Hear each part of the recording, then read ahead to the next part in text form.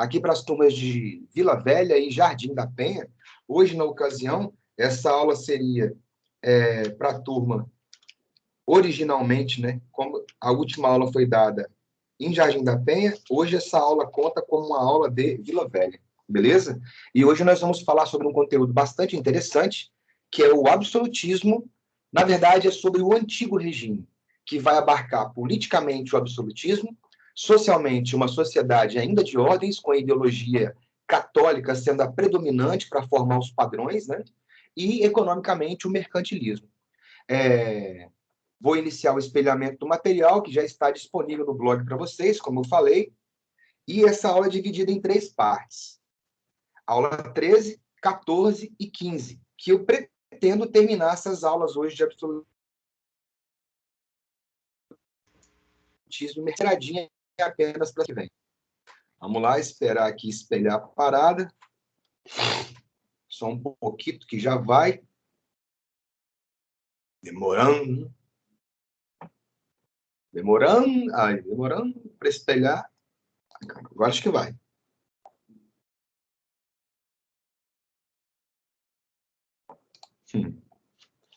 Vamos lá. Bem, até começar a espelhar aí, que tá dando uma leve travada no ecossistema aqui, meu velho. Aí, show de bola, show de bola. Aí, ó. Essa matéria vai falar do antigo regime, do Ancien Régime. E esse antigo regime, ele tem por base já, meu velho, você vai ver que uma parte muito significativa da aula de hoje, eu vou falar sobre assuntos que eu tratei na formação das monarquias nacionais. Quando eu falei da formação da monarquia nacional portuguesa, espanhola, inglesa e francesa. Então, vocês vão perceber que algumas partes eu vou falar efetivamente mais rápido do que eu já falei nas outras aulas. E o tempo urge, pode crer? Quando nós falamos, então, de antigo regime, é um modelo que vai existir na Europa exatamente, meu velho, após a formação das monarquias nacionais. Com a consolidação das monarquias nacionais, a ideia é que os reis consigam concentrar cada vez mais poderes neles mesmos, sacou? E, para isso, esse antigo regime, então, é uma denominação dada a um período caracterizado pela consolidação do absolutismo real, no aspecto político, o rei concentrando todas as esferas do poder nele, executivo, legislativo, judiciário. Economicamente, o mercantilismo, né, que se baseia no pacto colonial ou exclusivo metropolitano, no colonialismo, na balança comercial favorável, no protecionismo alfandegário. E, se quisesse colocar socialmente, você tem a Igreja Católica ainda sendo a principal formadora de opinião e determinadora dos padrões sociais de convívio, beleza? Esse antigo regime só vai ser superado no século XVIII, pela Era das Revoluções. Inclusive, eu tenho até um livro aqui que fala exatamente sobre isso, a Era das Revoluções. A Era das Revoluções, cadê ele? A Era dos Extremos, a Era das Revoluções, não sei onde ele está. Professor. Realmente não sei onde eu coloquei. Professor. Sim, pode falar. Então a igreja não reinava nesse regime? Não. Não. Aqui vai acabar o domínio da igreja. O domínio da igreja acaba nessa matéria. Até a última matéria, você viu que o poder da igreja era um poder supranacional, estava acima do poder dos reis. A igreja coroava os reis. A partir dessa matéria, você vai ver que, para ser antigo regime, para ser absolutismo, a igreja se sujeita ao poder do rei, ou o rei muda de religião para ele poder ter autonomia total. Aí você vai ver as matérias dessas paradas de religião em reforma. Você vai ver, por exemplo, a Alemanha adotando o luteranismo para sair do domínio da Igreja Católica, a Suíça adotando o calvinismo, a França também, mas a Suíça principalmente para sair do domínio da Igreja Católica, a Inglaterra adotando o anglicanismo para sair do domínio da Igreja Católica. Então, onde a Igreja Católica não se submeteu ao poder dos monarcas, ela foi expulsa, rompida. Uma outra igreja ocupa o lugar. E a igreja, vendo que estava perdendo posição, ela acaba se submetendo, como vai acontecer no caso da França, e nós vamos ver isso aqui hoje, beleza? Bem, essa era, então, do antigo regime, ou do ancien regime, vai acabar quando iniciar a era das revoluções. Como eu te falei, a Revolução Industrial, a Revolução Inglesa, a Revolução Francesa, elas vão decretar o fim do antigo regime para iniciar um modelo mais novo, onde você vai ter a burguesia como sendo a principal categoria que vai dirigir o Estado, beleza? E o modelo real de absolutismo mais importante é o francês, como eu te falei, a gente vai exemplificar aquilo aqui hoje. Bem, Politicamente, o absolutismo ele se caracteriza por quê? É concentração total de poderes nas mãos do rei.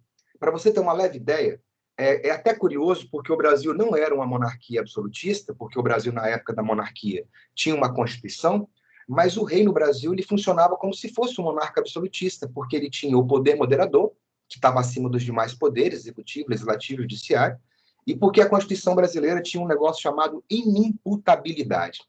Inimputabilidade significa que as leis e as regras não se aplicavam ao imperador. Então ele governava como se fosse um monarca absoluto, mesmo existindo uma Constituição, beleza? Quando eu falo de absolutismo, é quando o rei detém o poder executivo, o poder legislativo e o poder judiciário na sua mão. Ele pode fazer, pode vetar e pode aprovar a hora que ele quiser. Uma frase importante dessa do absolutismo francês, que é o mais importante da Europa, é uma frase do Luís XIV, onde ele fala l'extat de moi, ou o Estado sou eu, sacou? Ele é o rei sol, ou seja, as coisas orbitam ao entorno dele, sacou? Vai inexistir limites institucionais do poder real.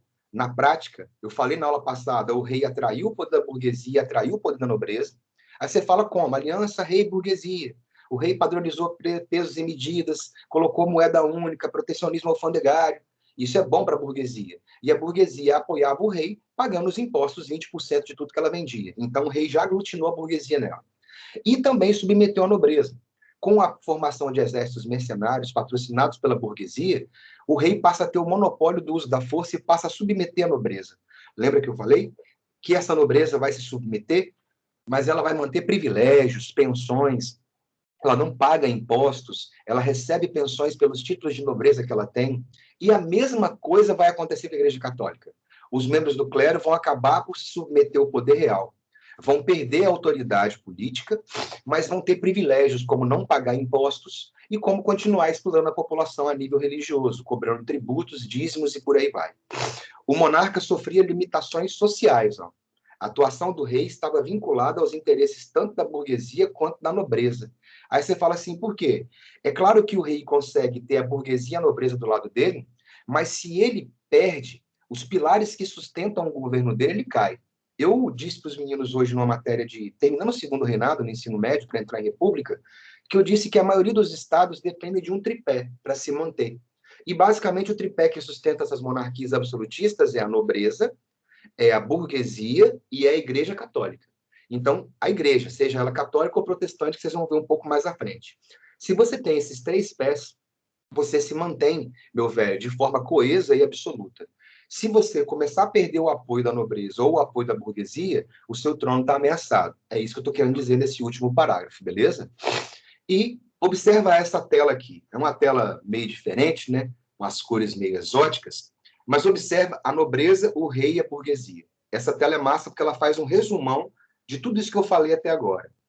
O rei, olha só, a nobreza, ó, privilégios, cargos administrativos, comando militar, pensões e festas aos membros da corte, supressão das rebeliões camponesas, buscando manter a propriedade da terra sob o controle da nobreza e, é claro, meu velho, controlando esses camponeses. Então, o nobre, ele não é mais um senhor feudal, mas ele administra aquelas terras em nome do rei. Ele comanda as tropas em nome do rei. Ele não pode cobrar impostos das pessoas em benefício próprio. Mas esse nobre, ele recebe pensões. Eu sou duque, visconde, marquês, eu recebo por isso. E por eu ser nobre, eu não pago impostos. Então, o rei auxilia a burguesia e a burguesia auxilia o rei administrando as terras, administrando ou liderando as tropas. E a burguesia? Observa aí, ó. A burguesia, é claro, a nobreza dá o apoio político ao rei. A burguesia ganha o quê? A burguesia ganhou o patrocínio com a expansão ultramarina, sacou? A distribuição de monopólios. Lembra que eu falei um exemplo de navegação? Quando Portugal, por exemplo, começa a navegar, olha como que essas categorias que estão em torno do rei se beneficiam. As terras conquistadas são em nome do rei. Quem administra as terras, como as capitanias hereditárias, são os nobres. Quem realiza o comércio, como as companhias de comércio, são os burgueses. E quem faz a catequese e a educação dos colonos é a Igreja Católica. Sacou? Então, essa burguesia ganha com a expansão ultramarina, com áreas coloniais, com padronização de pesos e medidas, com simplificação de impostos, com protecionismo alfandegário. E, obviamente, ela vai apoiar politicamente e financeiramente o rei para manter essa condição boa que ela tem.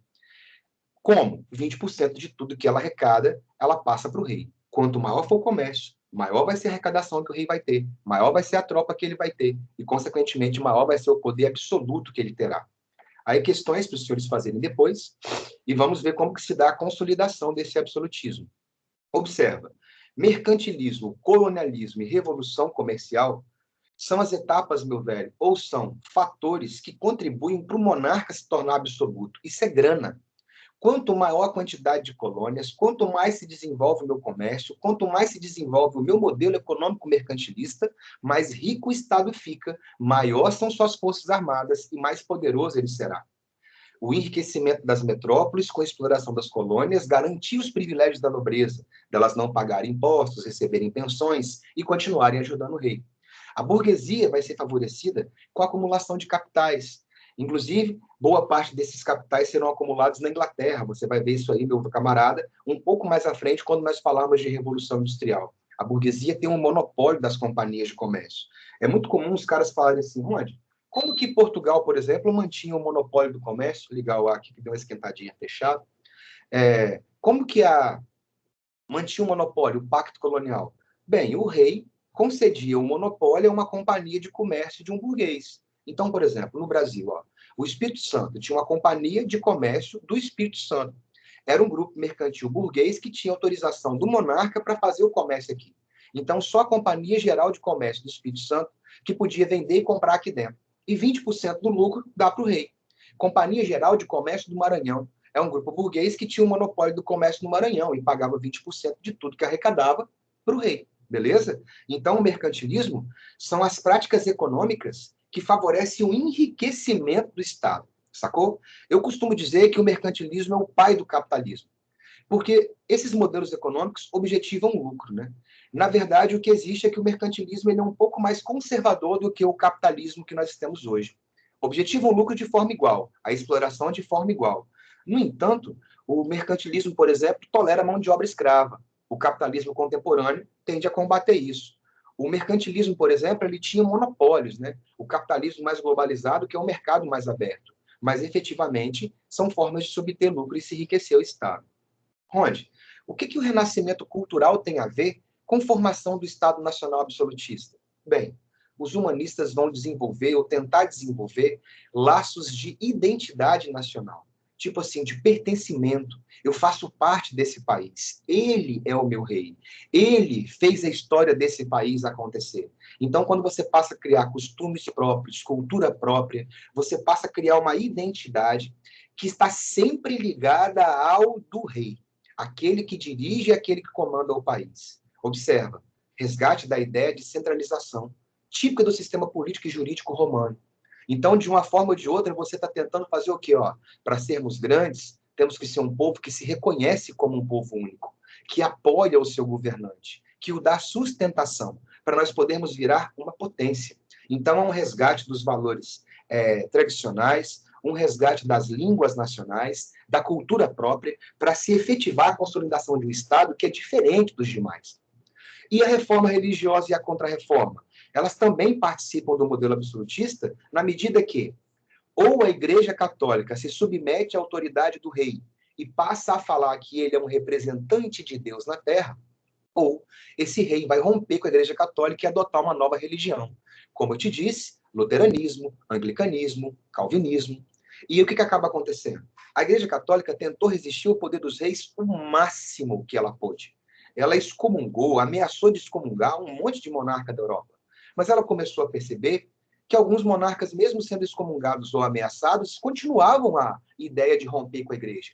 Não só para eu não ter um papa que limita o meu poder, mas para eu poder ter as posses da Igreja no meu nome, sacou? Para eu poder ter o controle da religião na minha mão, sacou? E quem tem o controle religioso tem o controle ideológico naquele momento. E aí a Igreja Católica passa a perceber o seguinte, caraca, se eu não me submeter à autoridade do rei, ele vai mudar de religião, igual aconteceu, por exemplo, com Henrique VIII da Inglaterra. Criou o anglicanismo, expulsou o clero católico, tomou as terras da igreja, tomou os próprios templos da igreja e criou uma religião nova onde ele é o chefe. A rainha Elizabeth é a chefe da igreja anglicana até os dias de hoje, sacou? E quando o rei mudava de religião, a população era obrigada a mudar de religião. Então, eu não perdia só a influência sobre o rei. Eu não perdia só a influência sobre o rei, influência política ou qualquer coisa. Eu perdi a influência sobre toda a população daquele país. Então, eu perdi influência, perdia fiéis, perdia terras, perdia templos e perdia dízimos. O que acaba acontecendo? A Igreja Católica vai acabar por se submeter e afirmar que os reis são representantes de Deus na Terra. Aí, elas sobrevivem junto com a monarquia, mais abaixo dela. Beleza? Vamos às teorias do poder absolutista. Eu não posso falar para vocês de que eu mando só porque eu tenho um exército. Eu não posso falar para vocês porque eu mando porque eu tenho sangue azul e descendo de 30 gerações que governaram esse país. Ah, por quê? Porque pessoas que têm direito, o direito pode começar e pode acabar, os tempos mudam. E se eu considerar que você é meu monarca pelo simples fato de que você tem o poder de vida e morte sobre a minha pessoa, você pode passar uma ideia de tirania, sacou? E simplesmente você ser conhecido como um rei tirano, às vezes é positivo, mas ser só tirano é uma ameaça muito grande de revolta ao seu poder.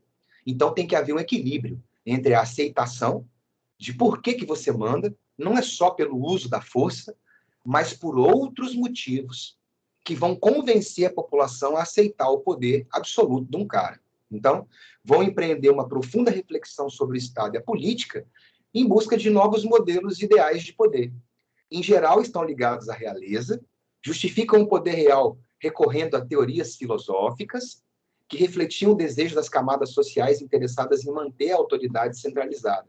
E, é claro, vão escrever sobre a natureza do poder, da onde que ele vem, por que o poder está no rei. E o primeiro camaradinho que a gente vai ver é um famoso, que você vai ver ele agora em absolutismo, você vai ver ele em Renascimento, ele é um renascentista, que é o Nicolai Maquiavelli, ou aportuguesando, o Nicolau Maquiavel.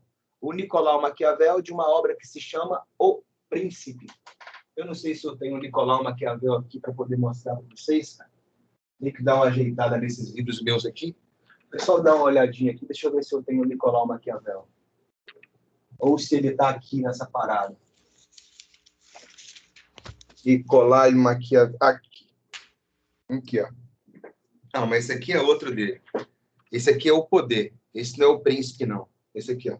Olha que maneiro. É show de bola também. Eu tenho o outro livro dele aí, eu só não sei aonde que tá. Sacou? Esses livros desses teóricos são livrinhos bem pequenos, sacou, velho? São livrinhos menores, igual esse aqui, ó, do Freud, ó, a respeito do pensamento vivo. O método cartesiano, do René Descartes, ó, show de bola. O Jogador, do Dostoiévski, que é massa, sacou? E aí você tem mais um monte, ó. Tem até tem livros de direita, livros de esquerda, de tudo quanto é coisa aqui, ó. O livro vermelho do Mao Tse Tung, ó, da Revolução Chinesa. O Poder, de Maquiavel.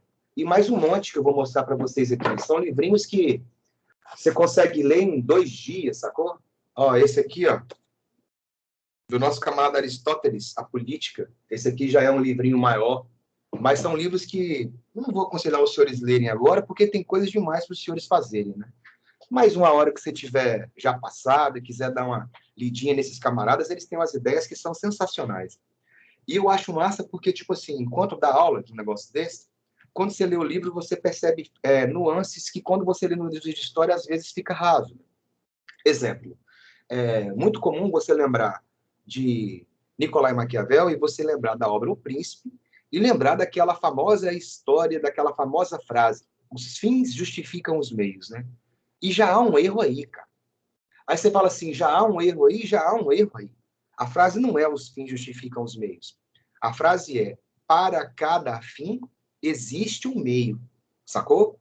Porque quando você fala simplesmente os fins justificam os meios, passa aquela ideia muito negativa do Maquiavel, de que as pessoas podem recorrer à traição, à morte, à corrupção, ao suborno, à ameaça, a só coisas ruins para conseguir atingir o objetivo dela e ela ser feliz. E, na verdade, não é só isso, sacou? Isso também. Ah, por quê? Porque, de acordo com o Nicolau Maquiavel, ele vai introduzir esses 2 conceitos aqui, ó. Introduzir o conceito da virtude, ou seja, da virtude, e da fortuna, do acaso. A virtude é a capacidade que o governante tem de escolher a melhor estratégia para o seu governo. E a fortuna são as contingências a quais os homens estão submetidos. Deixa eu colocar isso de maneira mais historiográfica, né? De maneira mais simples. Estou vendo que está piscando aqui o nosso... Deve ter alguma dúvida, daqui a pouco eu vou lá ver sua dúvida. Calma um pouquinho aí. Imagina o seguinte, quando ele fala conceitos da virtude, isso significa... Vai sair estranho aqui não? Beleza. Isso significa que um governante ele tem que ser estudado, ele tem que estar preparado, sacou? Para toda e qualquer situação. Para a paz, para a diplomacia, para a guerra, para o combate, sacou? Ele tem que estar preparado para todas as funções. Um rei tem que ser estudado, tem que estar estudando, tem que estar preparado a vida inteira. Por quê? Quando aparecer a fortuna, ou seja, quando aparecer o acaso, se você estiver preparado, você vai se dar bem em qualquer situação que se apresente na sua vida. Traduzindo para a vida real.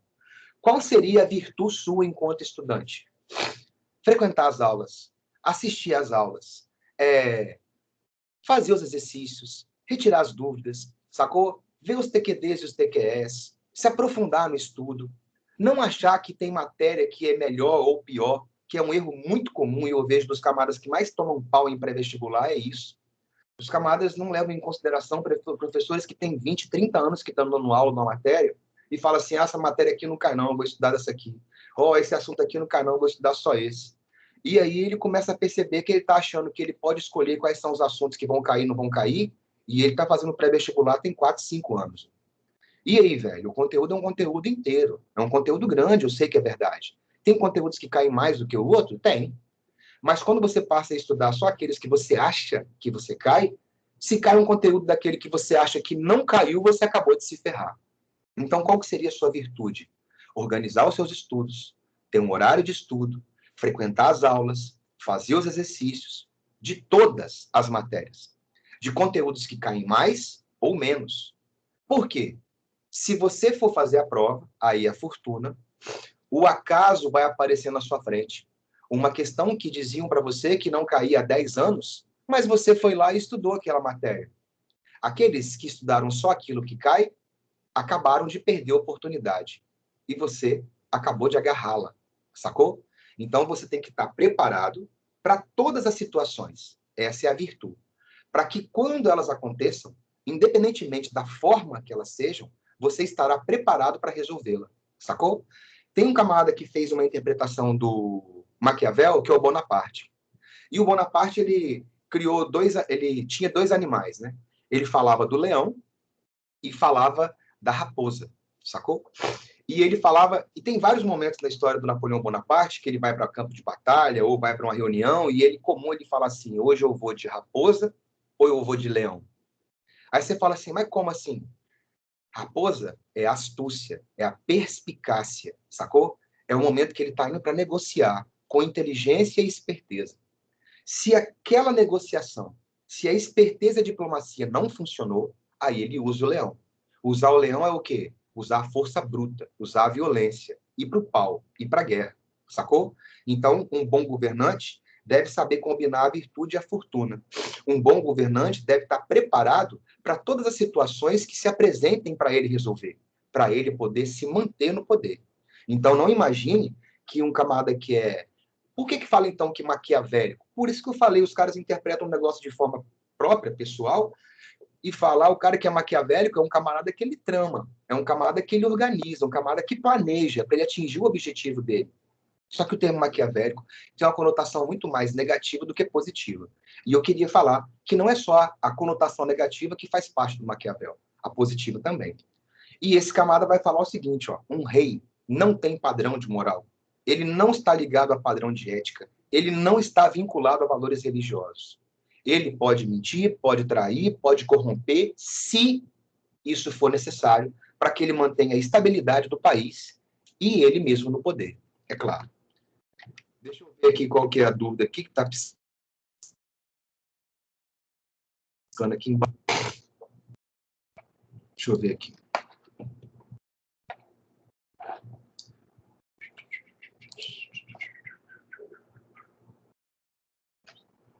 Cadê?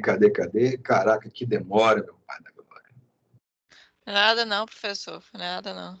Hã? Ah, não é nada não? É porque eu Não. vi piscando aqui, eu achei que era alguma dúvida. Então, se não tem ninguém comentando aí, voltamos então. Agora teve uma pergunta. Valeu, obrigado. Obrigado pelo auxílio. E aí vai acontecer o quê? Vamos então aqui para continuar com o nosso Thomas Hobbes. Vamos lá, Thomas Hobbes. Bem, o Thomas Hobbes vai escrever uma obra que se chama O Leviatã, sacou? Inclusive, olha a capa original do livro Leviatã. Você observa que nessa capa existe muita... Oi?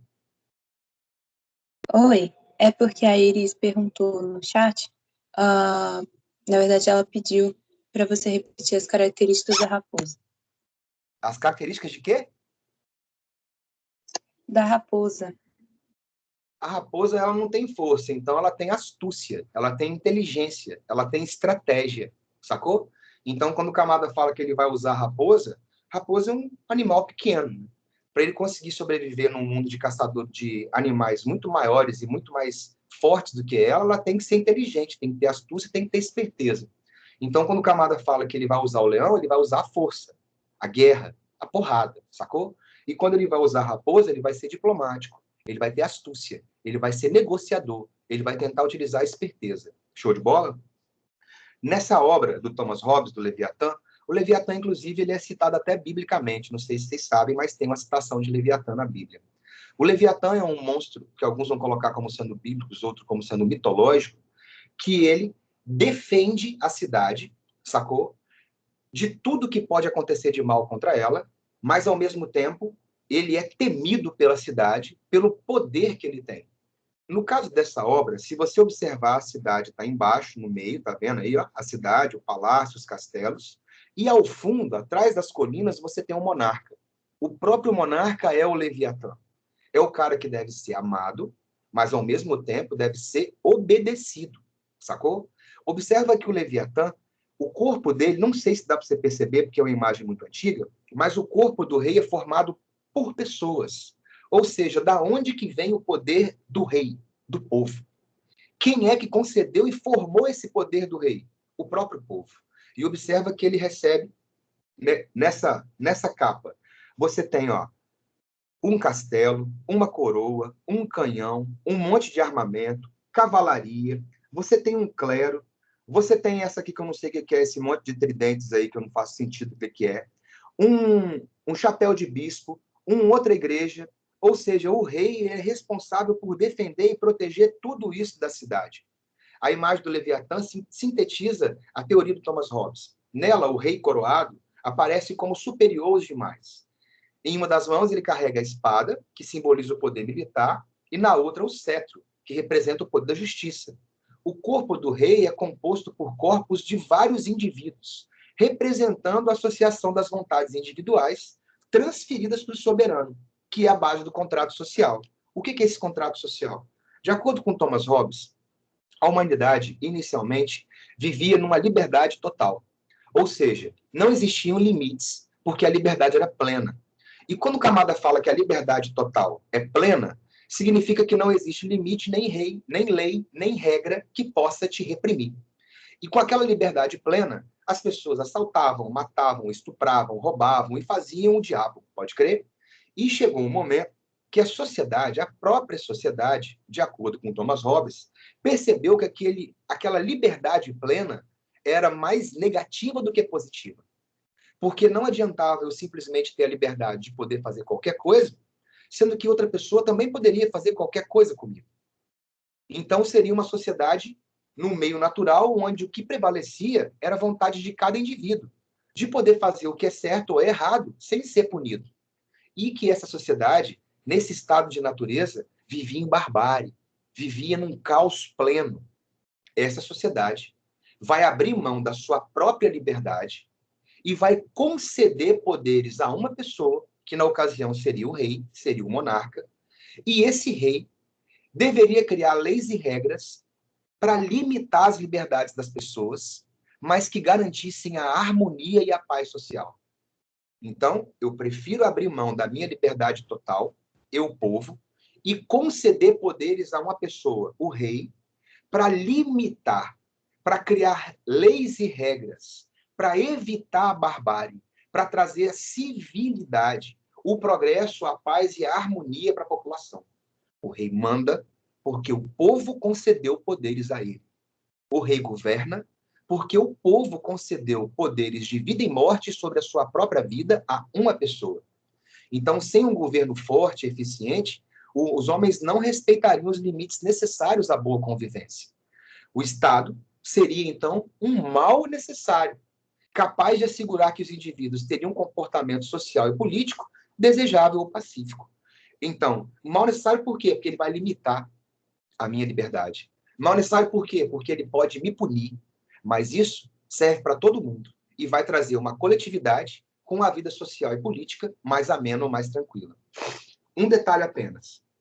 Quando se fala do Thomas Hobbes e fala desse contrato social, de que a sociedade deu os poderes ao rei, por isso que ele manda, tem outras pessoas que também vão falar sobre o contrato social, como, por exemplo, o nosso camarada Jean Baudin, Jacques Bossuet, não, John Locke. John Locke. O John Locke da Revolução Inglesa. O John Locke também vai falar do contrato social. Só que ele vai ter uma visão um pouquinho diferente, né, do Thomas Hobbes. Por quê? Porque o John Locke vai falar o seguinte, de fato, o rei manda porque o povo concedeu poderes a ele. Mas esse rei tem que governar de acordo com as vontades ou interesses do monarca, sacou? De acordo com as vontades e interesses do povo, desculpa. Se esse rei não cumprir os princípios que a população quer, na visão do John Locke, né? Direito à vida, à liberdade, à propriedade e à busca da felicidade, se esse monarca não governasse de acordo com os interesses gerais da população, essa mesma população que concedeu o poder ao rei poderia retirar o poder do rei. É a tal do direito de resistir à tirania. Então, são duas visões sobre o contrato social. Mas, nesse momento, nós estamos falando de absolutismo. Então, nesse momento, é a visão do Thomas Hobbes. Nesse momento, o rei tem poderes porque o povo deu. Então, ele pode fazer o que bem entender. Na visão do John Locke, o povo deu poder para o rei. Mas se o rei não garantiu o bem-estar da população, esse rei pode ser retirado para colocar um outro. Assim como o povo deu, o povo retira. Daí surge aquela ideia de que toda soberania reside no povo. Beleza? Já os teóricos religiosos são os mais fáceis, né, cara? Por quê? Porque esses camaradas, é o momento que eu disse para vocês que a Igreja Católica se submete à autoridade do monarca para não perder a influência naquele país, nem fiéis, nem dízimos. A teoria do direito divino afirma a concentração do poder nos reis, explicadas a partir da religião. O rei é considerado um representante de Deus na terra. Se opor ao rei poderia ser crime e pecado. O rei é um representante de Deus na terra. Ir contra o rei é o mesmo que ir contra Deus. O rei seria iluminado pela divindade. Existia a crença, inclusive, de que o rei toca, Deus cura. Sacou? Olha só essa parada. De tão grande era o poder concentrado no monarca naquele momento. Comum a crença de que, caso os reis tocassem os doentes, conseguiriam curá-los, né? E era só uma crença. Aí você fala por quê? Porque, de fato, apesar da igreja afirmar que o rei toca e Deus cura, muitos e muitos se acumulavam nas portas de palácio para tentarem uma audiência com o monarca na expectativa de que os monarcas os curassem. E nós não temos exemplificações de que fato isso aconteceu. Temos dois teóricos. Nós temos o Jean Baudin, que vai escrever 6 livros sobre a República, vai dedicar a parte da sua vida à reflexão política sobre a questão da soberania, defende a indivisibilidade da soberania, ou seja, para o Jean Baudin, poder executivo, poder legislativo, poder judiciário é uma coisa só e deve ficar na mão de uma pessoa só, que tem a iluminação divina para poder exercê-lo. Negava a necessidade de um poder legislativo e de um poder judiciário que pudesse limitar o poder do rei. Sacou? Baudin também era um famoso perseguidor de manifestações heréticas. Ou seja, se eu afirmar que o rei é o representante de Deus na terra e você se colocar contra, isso já é uma heresia. E já é passível de punição, como, por exemplo, morte na fogueira. Então, a igreja não só é uma formadora de opinião, como agora ela passou a ser uma formadora de opinião da população para aceitar a autoridade absoluta do monarca. E assim como você tem o Jean Baudin, tem o Jacques Bossuet, outro francês. Vai escrever a obra Política segundo a Sagrada Escritura. Esse cardeal francês vai viver do lado do rei Sol, do Luís XIV, ou seja, que a corte, ou de que tudo orbita ao entorno dele. Eu sou o Estado sou eu. Quando o camarada fala que o Estado é ele está falando que tudo que pertence ou que existe na França pertence a ele. As terras, as pessoas, as leis, os palácios, tudo pertence ao monarca. Ele é proprietário real daquelas coisas e tem poder de vida e morte sobre todas elas. E, como eu te disse, é iluminado pelo próprio Criador para poder tomar as melhores decisões que deveriam ser acatadas sem discussão pela população geral, né? Então, o poder do rei emanava da vontade de Deus e contestá-lo seria um sacrilégio. Assegurou a aliança da Igreja Católica e os reis, consolidando os interesses do clero católico aos estados absolutistas. Exemplo clássico, a França. Pode crer? E aí, senhores, nós terminamos essa primeira parte dos slides, que eu falei que eu faria em 3 partes, né? A próxima parte, parte 14, é essa aqui. Vamos lá. A parte 14, continuar falando sobre absolutismo, sobre o antigo regime. Nós vamos às experiências. Essa parte 14 ela é bem rápida, tá? Aí você fala assim, por que bem rápida? Porque na aula passada eu falei sobre a formação das monarquias nacionais. Aí eu citei o exemplo de Portugal, Espanha, França e Inglaterra. Aqui eu vou citar os exemplos dos monarcas que se tornaram absolutistas nesses 4 territórios. E você vai ver que é uma repetição, sacou? Aí você fala, por quê? Porque, olha só, Portugal e Espanha, na Península Ibérica, vão ter consolidado seus modelos absolutistas um pouquinho antes, pode crer? Esses camaradas vão consolidar logo depois das guerras de reconquista, aquelas que expulsaram os muçulmanos de onde hoje é Portugal e Espanha.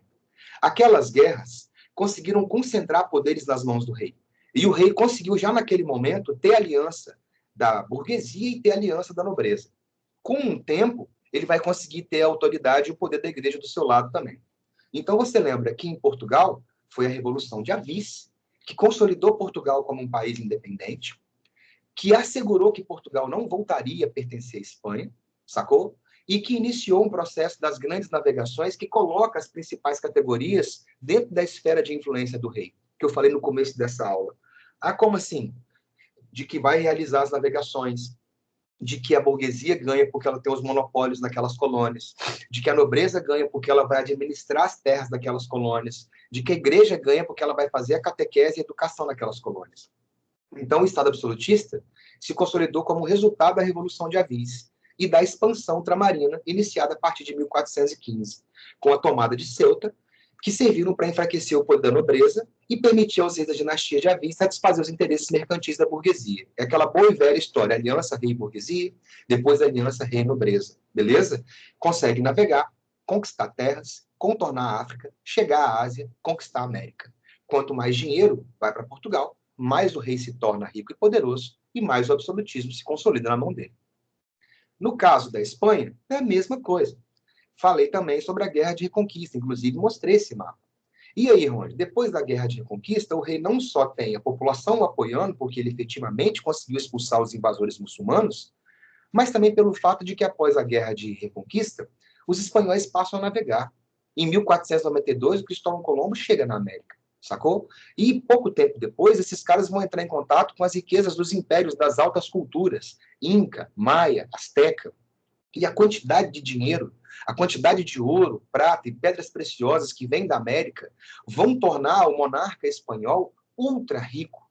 E quanto mais rico, quanto mais endinheirado for aquele monarca, mais absoluto será o poder na mão dele. Porque ele passa a ter o monopólio do uso da força. Quanto mais rico ele é, maior é o exército dele e mais inquestionável ele passa a ser. E vão ganhar dinheiro não só porque a guerra de reconquista acaba, reconquista as terras, porque vão navegar, vão conquistar a América e vão ter ouro e prata de incas, maias, astecas, mas também por causa da Inquisição. Populações muçulmanas foram expulsas e seus castelos e terras e riquezas tomadas para a monarquia. E a Inquisição também vai fazer a mesma coisa com os judeus. Vai confiscar terras, propriedades, bens, riqueza, e quanto mais rico for o trono, mais poderoso e absoluto será o monarca. No caso da França, tem aqui, meu velho, as questões religiosas, né? Lembra que o modelo clássico, no caso da França, vai se consolidar com a dinastia de Bourbon. A última que você viu foi quando a França se consolidou, foi a dinastia de Valois, né? E agora nós temos a dinastia de Bourbon. A principal dinastia absolutista da França é a de Bourbon. Aquela do Luís XIV, Luís XV, Luís XVI. Pode crer? E no momento que está acontecendo a instalação dessa dinastia de Bourbon na França, Olha que detalhe interessante. Para a Igreja Católica apoiar o monarca, falar assim, você é um representante de Deus na Terra, o monarca também tinha que fazer alguma coisa para a Igreja. Como, por exemplo, nessa época, a França estava recebendo uma quantidade muito grande de protestantes, beleza? Que lá na França, esses protestantes calvinistas eram chamados de huguenotes, né? E boa parte dos calvinistas protestantes eram burgueses, né? E, por outro lado, a nobreza, na sua maioria, era católica. Então, você imagina que naquela aliança rei-burguesia e aliança rei-nobreza, o rei passou a ter influência da burguesia, mas a burguesia tinha uma religião predominantemente protestante, calvinista, huguenote. E, ao se associar à nobreza, também recebia influência da nobreza, que era católica, sacou? E esses dois grupos passaram a disputar quem tinha mais influência e poder junto do rei da França, sacou? Os conflitos, então, envolvem interesse econômico, político e religioso. Ah, por quê? Porque o grupo que mais estiver próximo do rei, mais será beneficiado.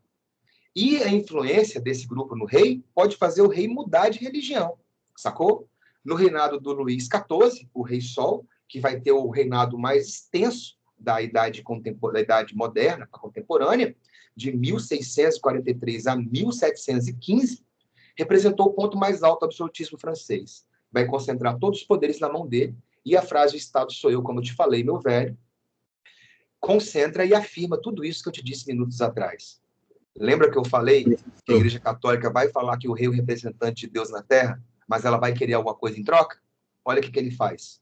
Revogou o Edito de Nantes, ou o Edito de Nantes. O Edito de Nantes aconteceu lá na dinastia de Valois, quando estava acontecendo guerras entre católicos e protestantes, e para poder evitar que continuassem guerras, o Edito de Nantes deu liberdade de culto a outras religiões que não a católica na França. Agora, na dinastia Bourbon, no reinado do Luís XIV, totalmente ligado e criado pela Igreja Católica, ele revoga o Edito de Nantes. Isso significa que os protestantes não têm mais a liberdade de praticarem o seu culto na França.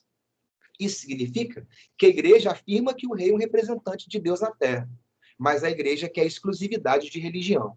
Ela não vai aceitar a concorrência religiosa ou a influência que os burgueses calvinistas podem exercer sobre o rei católico. E isso vai ter um efeito muito negativo. Aí você fala, por quê? Para a economia da França. Mas por quê? Porque como boa parte da burguesia era protestante, era huguenote, depois que ele revoga o Edito de Nantes, essa burguesia não vai ficar na França porque ela vai ser perseguida, ela vai perder as propriedades dela ou ela vai ser morta. O que esses caras fazem? Vão embora da França, velho. Aí esses caras vão embora da França e vão para outras regiões onde existia tolerância religiosa e aceitavam bem os protestantes, como, por exemplo, Suíça, Holanda e Bélgica. E aí, você já percebeu que na Holanda, na Bélgica, principalmente, o pessoal gosta, também tem língua francesa, tem uma mistura do francês com o idioma local, sacou? Aí você fala, por quê? São ricos burgueses que migraram da França, levaram seus capitais e o seu conhecimento comercial e industrial para outras regiões. Foram para a Inglaterra, foram para a Holanda, foram para a Bélgica, foram para a Suíça. Todos esses 4 países vão ser de base protestante. A burguesia vai ter liberdade para viver e vai promover o crescimento exponencial dos seus negócios lá. E a França vai entrar em decadência. Aí você fala, por quê? Porque burguês faz comércio. Nobre não é prático de comércio. Quando a burguesia sai, fica um vácuo no lugar de quem realiza o comércio. A nobreza que vai ocupar o lugar da burguesia não tem o feeling comercial que a burguesia tem. E isso já aconteceu em outros lugares, tá? Nas minhas turmas de história do Brasil, eu falo isso, que eu falo assim, quando as navegações começaram, boa parte das viagens que circundavam a África para chegar até a Ásia, a buscar especiarias, eram patrocinadas pela burguesia, sacou? E você deve ter visto, seu tio Serlão, que aquelas viagens chegavam a dar 6, 7 mil % de lucro. Né? E boa parte daqueles comerciantes portugueses que bancavam as navegações eram judeus.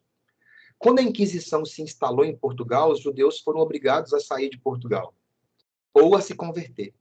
A maioria dos judeus não se converteram, não se tornaram cristãos novos, e a maioria deles foram embora. Foram para a Holanda, por exemplo. Foram para a Suíça, por exemplo. E aí, velho?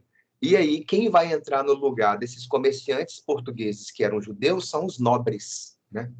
Aí o comerciante, como eu falei, ele tem um feeling. Ele vai lá, faz uma viagem de 7.000%, vende tudo, mas ele sabe que ele tem que pegar o capital e reaplicar uma nova viagem para fazer esse ciclo. Beleza? O nobre não tem esse feeling. O nobre ia lá, fazia uma viagem, tinha 7.000% de lucro, pegava o dinheiro e comprava um castelo. Não reaplicava numa próxima viagem. Ia lá, pegava o dinheiro e aplicava boa parte da grana na construção de uma muralha. Não reaplicava no desenvolvimento do próprio negócio. Então, ó, o comércio em Portugal cai por causa disso, sacou? A mesma coisa vai acontecer na França. Durante o governo dele, além das divisas estarem saindo, o dinheiro está saindo por causa dos burgueses indo embora, ele vai gastar horrores, né? Ele vai construir o Palácio de Versalhes, que vai ser o maior complexo de palácios que a Europa tem para poder abrigar a nobreza e o clero que auxiliava o reinado do Luís XIV. Tem uma frase antiga que fala: mantenha os amigos por perto e os inimigos mais perto ainda, sacou? Isso que ele fez ao fazer um complexo de palácios, que é o Palácio de Versalhes, com centenas de cômodos para poder acomodar os principais membros da nobreza, os principais membros do clero, não é só porque eles auxiliavam o rei na governabilidade, mas porque o rei, tendo acesso a eles, o rei poderia saber o que eles planejavam ou pensavam sobre ele mesmo.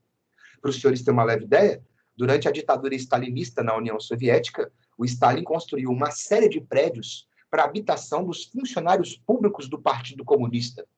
E quando foi se descobrir, todos os cômodos tinham escutas ou buraquinhos que dava para você ver lá dentro. O Stalin, ao mesmo tempo que dava moradia gratuita para os membros do Partido Comunista, para a alta cúpula, vigiava todos eles. E sabia tudo o que eles pensavam ou falavam. Sacou? É mais ou menos a mesma coisa. Além disso, vai haver um investimento significativo também nas artes nesse momento. Né? Racine e Molière, dois dramaturgos muito significativos da época da França. Pode crer? E como a burguesia foi embora, e quem ficou na França foi a nobreza começa a produzir alguma coisa na indústria francesa, mas a indústria francesa é uma indústria voltada para artigos de luxo. É por isso então, né?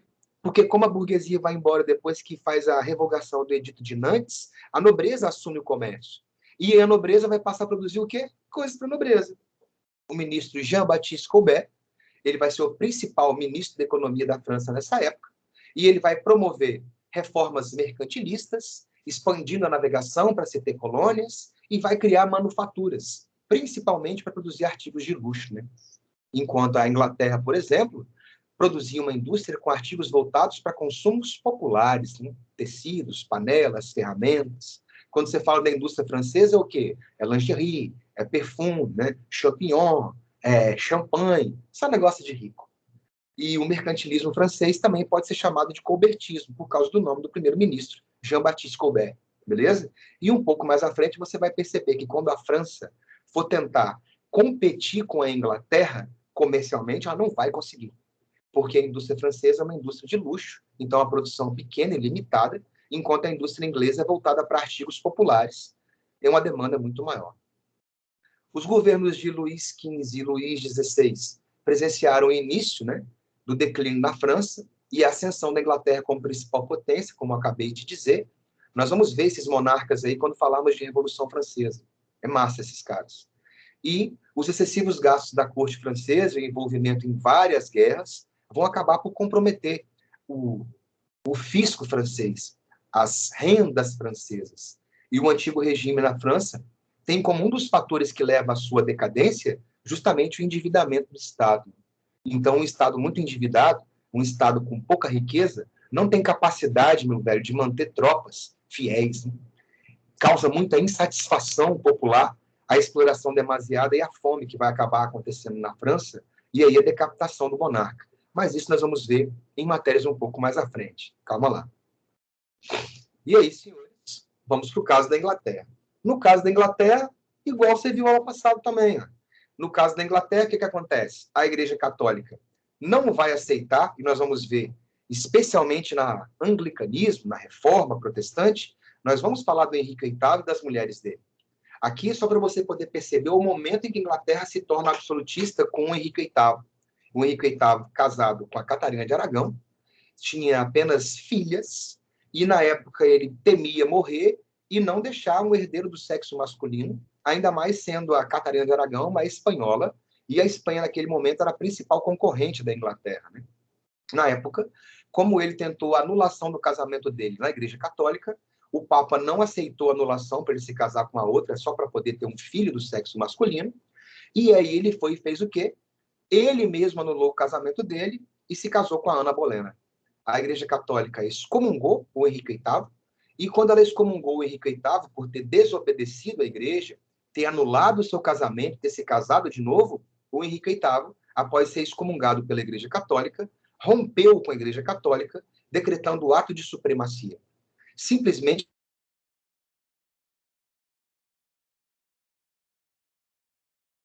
da Inglaterra, a não ser aqueles que jurassem fidelidade ao rei, e fez uma nova religião, o anglicanismo, inclusive utilizando o templo católico para ser o templo da igreja anglicana.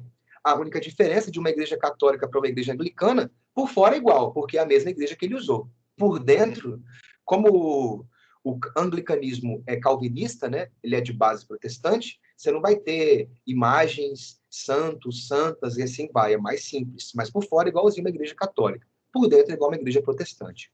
E aí, Ronde? E aí ele se torna o chefe oficial da igreja anglicana na Inglaterra, faz a população se converter ao anglicanismo, e a Igreja Católica acabou de perder a Inglaterra, acabou de perder o rei, acabou de perder os fiéis, acabou de perder a terra, acabou de perder os templos e acabou de perder influência e dízimos. Pode crer? Então, essa parte serviu para exemplificar lugares onde o catolicismo apoia os monarcas e afirma que eles são monarcas de direito divino, e lugares onde o catolicismo não se adequou e acabou rompendo com o monarca, que criou uma nova religião. Pode crer? Durante o governo da Elizabeth I, filha do Henrique VIII, o absolutismo se torna ainda maior. Né? Aí você fala, por quê? Porque a Inglaterra, por exemplo, ela vai começar a navegar, ela vai começar a conquistar territórios, e como ela começou a navegar para a América, e esses territórios que ela chegou, territórios que pertenciam pelo Tratado de Tordesilhas à Espanha, ela vai ter uma guerra sinistra para enfrentar com a Espanha da invencível armada do Filipe II, né? Que também é uma parada massa, né? Vocês já viram os filmes da Elizabeth? Tem vários deles, né? E tem um que, quando o Filipe II, você vê só um momento histórico, quando a Inglaterra se torna anglicana, e a Igreja Católica perde fiéis, dízimos, as terras e os templos, a Igreja Católica não engole aquilo. Né? E a maior potência do mundo na época era a Espanha. Né? Você imagina que nessa época aí, ó, 1558 a 1603, é a União Ibérica. A União Ibérica vai de 1580 a 1640. Então, uma parte significativa aí é a União Ibérica. A Espanha e Portugal são uma coisa só. Tudo dentro do limite de Tordesilhas pertence ao rei da Espanha. Ela era a maior potência do planeta. E catolicíssima, né?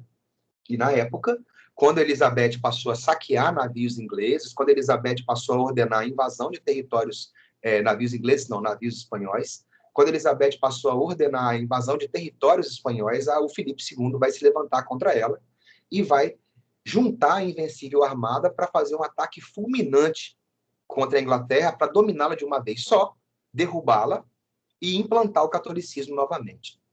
E aí tem um filme massa que mostra a Elizabeth toda de armadura, num cavalo branco, que pá. E aí quando ela vai para as falésias, né, para o litoral inglês, que ela observa a invencível armada se aproximando, você via, assim, navios que tomavam conta do horizonte, né? E aí ela falou assim, só Deus para evitar que a Inglaterra volte a ser católica. E por incrível que pareça, quando as tropas se aproximavam do litoral inglês, simplesmente teve uma tempestade, ou como diz em japonês, um toró, sacou? Que afundou a maioria dos navios ingleses antes deles atracarem. E isso facilitou horrores a vitória inglesa sobre Filipe II da Espanha. Inclusive, ela teria dito, Deus é anglicano, porque se ele fosse católico, não teria feito o que fez com eles. Sacou? E aí? A Inglaterra, então, após submeter a Espanha, passa a se desenvolver economicamente, passa a ter territórios aqui na América, continua fazendo corsarismo, atacando navios que transportavam ouro e prata da Espanha, e é uma forma, corsarismo, pirataria, invasões, saque, são formas de entesouramento do país, que faz com que ele fique mais rico e, consequentemente, que ele consiga, meu camarada, se tornar absolutista efetivamente. Show de bola? Essa partezinha também foi. E agora vamos para a última parte. Vamos para a última parte. Ai, cacete de agulha. Vamos para a última parte do antigo regime. Calma aí que... Lá vai. Ah, papai. Aqui. Última parte. Vamos lá, rapaz. Abre aí. Essa última parte é a parte que já fala do mercantilismo, da parte econômica. Já vai abrir já. Está na manivela aqui, mas já vai. E aí, conforme planejado, nós vamos acabar esse assunto. Ao mesmo tempo que eu gastei nas aulas da manhã. Em 2 aulas eu dei o antigo regime. É o tempo de planejamento mesmo. Até porque várias coisas são repetidas de aulas passadas. Né? Vamos lá. Agora a gente vai ver a parte econômica da parada, pode crer? E é mais fácil, né, cara? Aí você fala assim, primeiro você tem que imaginar que mercantilismo são práticas econômicas adotadas pelo Estado absolutista para poder se entesourar, para poder aumentar os seus rendimentos. E é muito comum, então quer dizer que é o Estado que vai organizar a economia para ele poder se entesourar e ficar cada vez mais rico e poderoso. Justamente, sacou?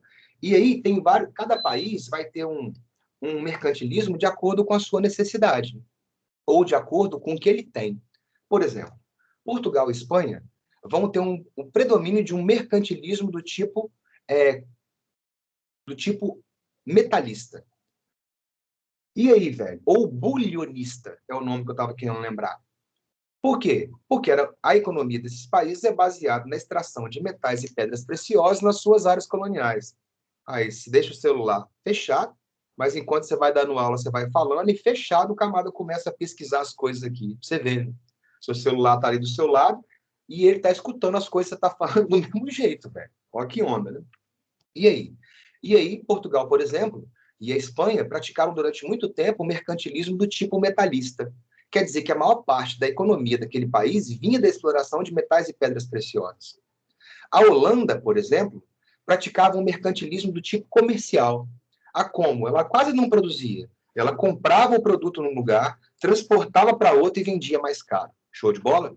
Você tem, por exemplo, a Inglaterra, que praticava um mercantilismo do tipo industrial. E, obviamente, também vai ter que ser comercial. Não adianta eu só fabricar essa caneta. Eu vou ter que vendê-la, né?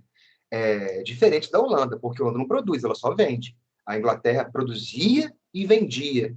Mercantilismo comercial e industrial. Assim como a França também. Só que a França tinha um mercantilismo comercial e industrial de artigos de luxo.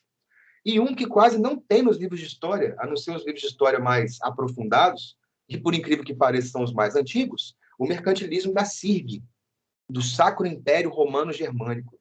E ele é muito massa para você poder sacar, velho, umas dúvidas que talvez você já teve ao longo da sua vida. Tipo assim, a Alemanha se unificou tardiamente, em 1871, com Bismarck. A Alemanha chega tarde na partilha da África. Mesmo assim, a Alemanha, antes da Primeira Guerra Mundial, é uma das maiores potências da Europa. A Alemanha sai derrotada na Primeira Guerra Mundial e humilhada pelo Tratado de Versalhes. A Alemanha se recupera novamente e vira a maior potência da Europa na Segunda Guerra. É destruída na Segunda Guerra Mundial sob o governo do Hitler. E a Alemanha se reconstruiu de novo e é a maior potência europeia. Sacou? E aí tem os caras que falam assim, porra, como que pode ter caído tantas vezes e se levantado mais forte? Sacou? E uma das coisas que explica é justamente o modelo de produção ideológico que os alemães têm. O mercantilismo deles era um mercantilismo do tipo cameralista. O que seria esse mercantilismo camaralista? Camaralista, de câmara, beleza? O que seria esse mercantilismo camaralista? A Alemanha tinha a seguinte ideia. Não era Alemanha ainda, era Sacro Império, mas pra você sacar. Só vamos importar aquilo que nós não tivermos a mínima condição de produzir. Então, tipo, tecido. A gente pode produzir? Ah, a gente não tem tecnologia, não tem maquinário, então vamos espionar, então vamos importar o maquinário, mas vamos produzir roupa aqui, porque vai gerar emprego aqui dentro, o dinheiro fica aqui dentro e gera mais emprego e mais desenvolvimento aqui dentro. Ah, o coco. Ah, coco não tem como, né? Aí você fala, por quê? Ah, porque são regiões geladas, regiões muito altas, muito frias, o coco não vai dar, então eu vou ter que importar coco do Brasil. Mas tudo aquilo que a Alemanha tiver a menor condição de poder produzir, ela vai investir para começar a produzir. Mesmo que aos trancos e barrancos, com dificuldade, com interferência estrangeira, com concorrência estrangeira, os caras fecham o mercado, sacou? Incentivam a produção nacional e o consumo do produto nacional. E é assim até hoje. Até hoje, a Europa, ela é cosmopolita, você vai ter marca de tudo em quanto é canto, em tudo quanto é lugar, mas você observa que tem alguns países que eles dão muita moral para os produtos deles, sacou? E quando você vai na Alemanha, você observa que os alemães gostam de usar produtos da Alemanha, porque os caras têm na cabeça que aquele produto feito na Alemanha gera emprego e renda dentro da Alemanha. O dinheiro não vai quando você importa. Quando você importa o produto, além de não gerar emprego e renda aqui dentro, o dinheiro vai embora e não volta mais, empobrece o país e não gera renda. Quando você compra no mercado interno, gera emprego e renda aqui dentro, o dinheiro fica aqui dentro, acumula capital aqui dentro e é mais verba para poder investir em outros negócios e outros empreendimentos, fazendo o país crescer mais. Sacou? Mercantilismo camaralista, da SIRG, Sacro Império Romano Germânico. Produzo aquilo que eu consigo. Com a mínima condição, eu vou produzir. Só não produzo aquilo que não tiver a menor possibilidade de estar ao meu alcance. Beleza? Esse mercantilismo, então, dependia de forte intervenção do Estado na economia, sacou? O Estado controlava tudo, era monopólio, não existia livre mercado. Varia de reino para reino, como eu falei, cada uma tem uma particularidade. E é muito comum vocês verem em provas e vestibulares o camarada falar do mercantilismo misto. O que é o mercantilismo misto? Quando você passa a praticar mais de um tipo de mercantilismo. Por exemplo, Inglaterra, mercantilismo comercial e industrial. Por exemplo, Portugal e Espanha. Portugal e Espanha vivia só da arrecadação do ouro e da prata? Não, também vivia do comércio. Não tinha um pacto colonial? Não podia só comprar e vender de Portugal para Portugal? Então, quando você tem mais de um tipo de mercantilismo que dá rendas à metrópole, pode falar mercantilismo misto, beleza? O mercantilismo, então, vai contribuir para a chamada acumulação primitiva de capital, em entesourar e enriquecer os países, para, num futuro, poder investir em empreendimentos que vão dar uma lucratividade ainda maior, como aconteceu com a Inglaterra, que vai acumular tanto capital que vai ser a primeira que vai realizar a Revolução Industrial a partir de 1750, 1760. Show de bola? E, ó, mais um quadro para você entender isso que eu te falei. Ó. O que é o mercantilismo nesse Estado absolutista? Ó? O Estado absolutista apoia os negócios da burguesia, porque quanto mais os negócios da burguesia crescer, maior vai ser a quantidade de impostos que ela arrecada, o quinto, os 20%. E esse Estado absolutista sustenta os nobres e o clero, pagando-lhes renda, dando-lhes privilégio de não pagarem impostos, porque eles sustentam o monarca, dirigindo as terras, administrando as terras, dirigindo as tropas, formando a ideologia que afirma que eu mando para o povo aceitar. Esse Estado absolutista vai ter essa grana, principalmente vinda do modelo econômico mercantilista. Barreira alfandegária, para proteger o mercado interno. Estímulo à expansão colonial, para você poder ter monopólio. A colônia complementa a economia da metrópole, sacou? Aumento da população. Quanto mais gente, mais mão de obra barata e, principalmente, mais mercado consumidor. E incentiva a produção das manufaturas nacionais, como eu acabei de dizer um minuto atrás. Pode crer? Qual que é o objetivo disso? Quanto mais expande o meu comércio, mais rico eu fico. Quanto mais rico for o Estado Nacional, mais poderoso será esse monarca. Quanto mais metal esse país conseguir atingir, daí você imaginar que todo mundo queria mercantilismo do tipo metalista. Aí você fala, por quê? Porque é o caminho mais curto, né, cara? Você imagina que você vai produzir um produto para poder vender esse produto e ter ouro. Já imaginou eu ter uma mina de ouro? É o que todo mundo quer. E, é claro, sempre buscando uma balança comercial favorável. Ou seja, eu preciso de exportar mais para trazer mais dinheiro para dentro do meu país e importar menos para evitar que o dinheiro saia do meu país. Show de bola? Tranquilo, né? Aí, como eu já te disse, bulionismo ou metalismo vem de bullion, metal. A prosperidade e a riqueza de um país é medida pela quantidade de metais preciosos entesourados. Falei com vocês que os dois principais que praticam isso é a Espanha, pela exploração de Incas mais e Astecas, Peru, México e assim vai, e Portugal, por causa da exploração de ouro e prata na região mineradora, sacou? Conteúdo que você deve estar vendo agora com o seu tio Sermão. Show de bola? Eu terminei semana passada o capítulo 5 da apostila 2, e essa semana eu estou entrando no capítulo 6. Hoje eu falei sobre as revoltas nativistas. Semana que vem, na próxima aula, na verdade, minha, que eu tenho 2 por semana, né? Eu vou dar Inconfidência Mineira e Conjuração Baiana. São turmas que começaram antes, né? E não tiveram quase feriados nenhum. Vocês começaram depois e eu tive algumas aulas perdidas ainda.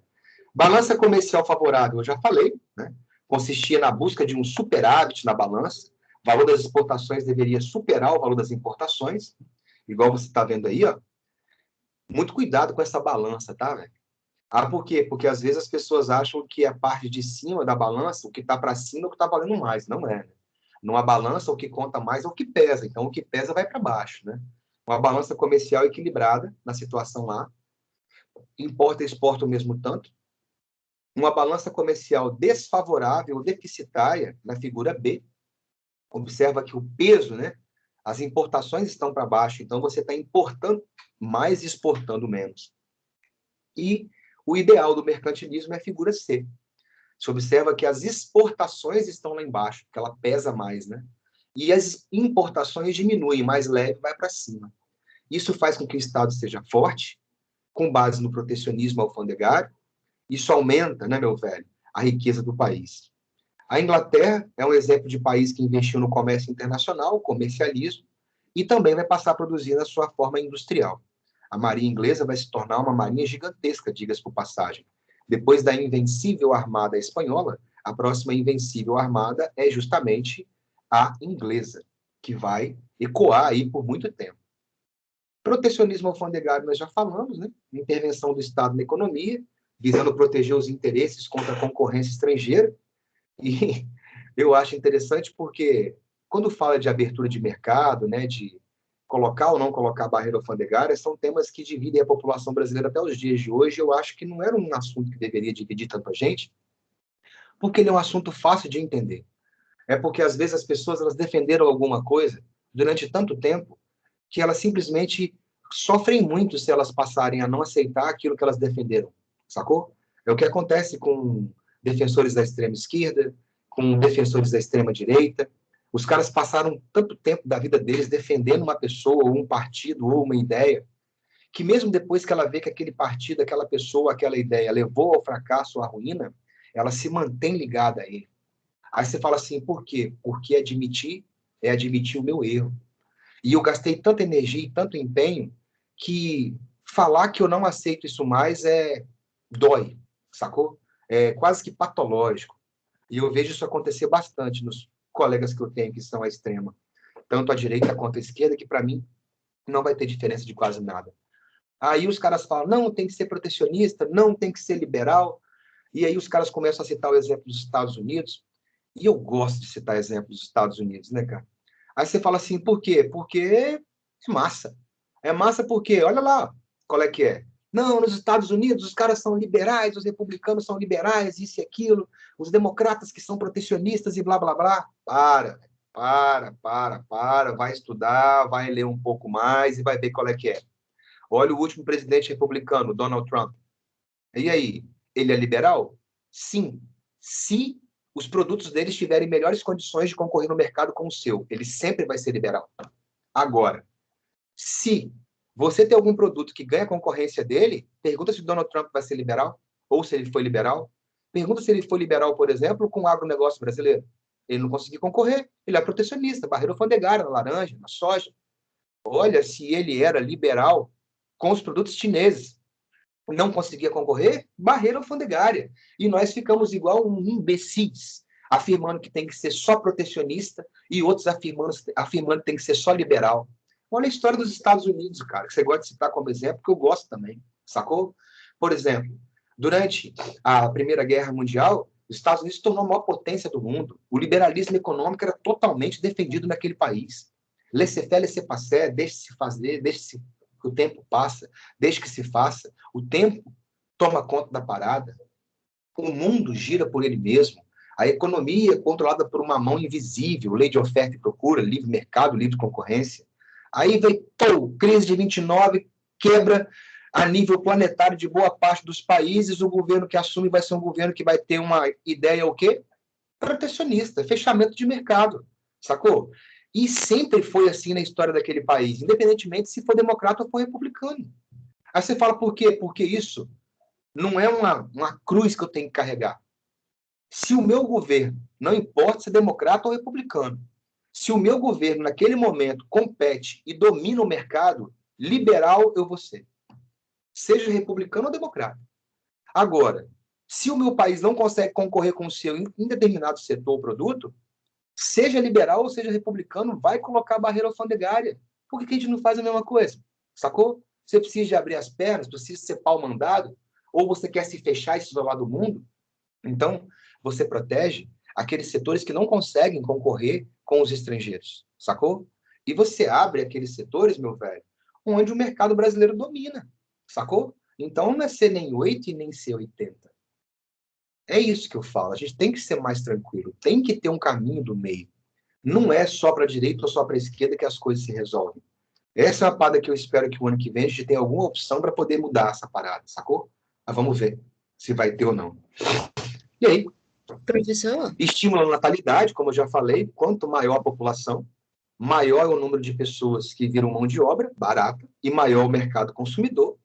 Distribuição de monopólios às companhias de comércio, como eu citei, Companhia de Comércio do Espírito Santo, Companhia de Comércio do Grão-Pará, elas que têm um monopólio e abastecem, mantêm o pacto colonial e pagam taxas para a sua metrópole.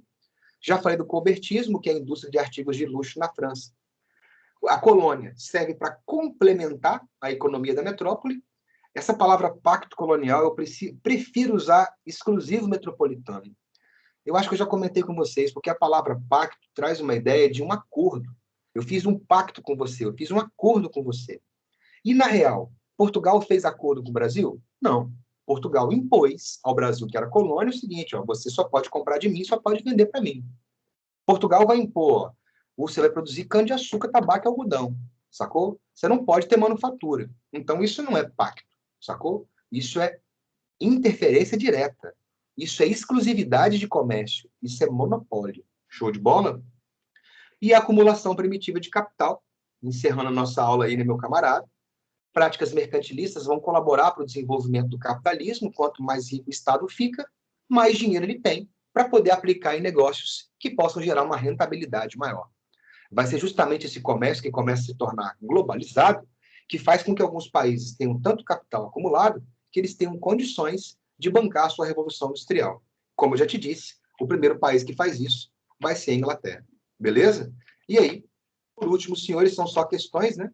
Observa aí, identifique a imagem, a questão do Darwin e o Delarmo que fez. Professor? Sim, pode falar.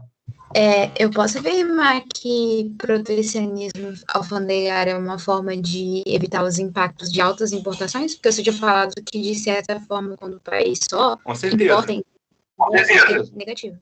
Protecionismo alfandegário é uma forma de você evitar que as importações sejam grandes e você tenha uma balança comercial desfavorável, com toda certeza.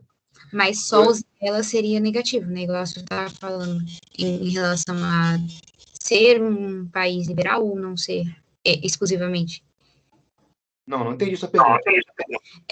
Quando você, igual você estava falando, que não tem como ser só uma coisa, às vezes tem que equilibrar a situação. Tem a ver com isso também, né? Não ser não usar o protecionismo em todos os pontos. Isso aí, não pode. Porque se você for protecionista em todos os pontos, o comércio mundial ele tende a ser bilateral. Então, você imagina que se eu cobrar tarifas alfandegárias elevadas de todos e quaisquer produtos que entrem no Brasil, os nossos parceiros tendem a fazer isso da mesma forma, sacou? Então, uma balança é um negócio que ela pende para um lado e pende para o outro. Você também tem que dar lucro para o camarada, mas você também tem que ter lucro com ele. A ideia é justamente você conseguir ter mais lucro do que prejuízo. Então, e muitas vezes, o protecionismo alfandegário ele é utilizado para tentar se manter uma balança comercial favorável. para tentar fazer com que a indústria nacional cresça. Mas se você aplicar isso em todos os setores, como você mesmo falou, você acaba por se isolar num contexto de um comércio globalizado como é hoje. A não ser que você tenha autossuficiência de tudo. E basicamente ninguém tem. Se observa, por exemplo, a China, fechada, né? Ou era, né, fechada. Tem indústrias do mundo inteiro na China hoje. Mas por que a China depois se abriu a indústrias do mundo inteiro? Porque ela passou a ter indústrias locais e nacionais que têm condições de concorrer com as indústrias estrangeiras que vão para lá. Então, enquanto as minhas indústrias não conseguem concorrer com as indústrias estrangeiras, eu devo protegê-las. Até que elas cheguem a um grau de crescimento que elas passem a andar por conta própria, sacou? Ou que elas consigam concorrer com os outros por conta própria. Show de bola? Tranquilo? Mais, senhores. Obrigada. Massa. Espero que tenham gostado da aula de hoje. É um conteúdo bastante tranquilo. Beijo para vocês. Tenham uma boa noite e um bom final de semana. Boa aula. Valeu, galera. O Davi está falando aqui, pode ir mais devagar na explicação? Ô, Davi, turma de pré-vestibular em assuntos que eu já falei, a gente tem que dar uma corrida mesmo, senão a gente não termina a matéria, velho. As turmas do noturno já tem um tempinho menor, sacou? Então, tem algumas coisas que é nesse ritmo aí. E eu posso te afirmar, Davi, que depois do segundo semestre, fica ainda um pouco mais rápido. É porque tem muito tempo que eu dou aula, sacou? E tem assuntos que eles são mais rápidos, sacou? Eles são mais rápidos, eles caem menos. Eu já falei de várias partes desse assunto hoje do que eu repeti, então ele é mais rápido mesmo, sacou? Conteúdos que caem bastante, né? Aí eles dão uma parada, vai devagar, mas se for para seguir no ritmo mais lento, eu não termino a matéria, sacou? Não termina. E todo ano eu termino a matéria. Pode deixar com nós, sacou? Valeu da dica aí. Vamos ver a próxima aí qual é que é. E se tiver dúvida, fala, mas a velocidade é essa mesmo. O conteúdo é bem grande, bastante grande. Mas vamos lá. Beijo para vocês. Até mais. Boa noite. Tchau.